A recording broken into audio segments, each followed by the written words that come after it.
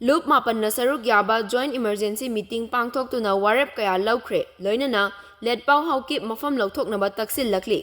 Manipur ki tongan-tonganba Loop Mapal Indigenous Peoples Forum Manipur Naga Youth Organization Imagi Maira United Meitei Pangal Committee Manipur Youth of Manipur Tribal Market Management Committee amasung Helpline Team Imphal na saruk yaba Joint Emergency Meeting ama ngarang Imphal gi New Chekon da leiba Tribal Market ta pangthoktuna warep kaya laukhre.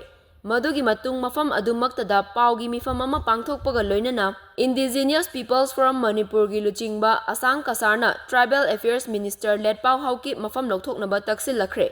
Mahakna hai matam sangna mafam asida leitabana Tribal Affairs Department ki thabak thoram kaya pangthokpa ngamdre. Maduda natana state asigi tribal market singi thabak thoram singdasu chauna akaiba thokle. Mahausana lalon itiki thabak hanjinhannaba tangai fadaba ama oina Imphal da leiba ngamgadaba miyoi ama Tribal Affairs ki portfolio pigadabani. Minister Letpao Haokip matam sangna mathau tawdabaga loinana department asi thabak ama ta paikhatpa ngamdre. Maram aduna mahak sindokadabani hairi. Manipur Naga Youth Organization nasu Letpao Haokip pu Tribal Affairs Minister oibadagi Sindoknaba mamangda demand tawkhibasu laikhrabani.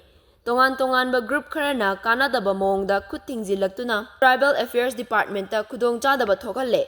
Maduda natana Tribal Market Management leiriba asi chapchana mathau tawhannaba yengsinfam thoi haiki. Tribal Affairs Department ki chana kanglon makhada Management Committee asibu saugatuna mathau tawhansi hainasu fongdokhi. Mantri Pukri amasung Kuman Lampakna chingba mafamda leiba nagasingna operate tawba business center singda senkhai thumkhai kaya satharakpa thengnare. Maduna maram oiraga aki tujungba pokhalle haiki. Ngarang tribal market ta famkiba loop kayagi mifam aduna warep ahumsu lauki.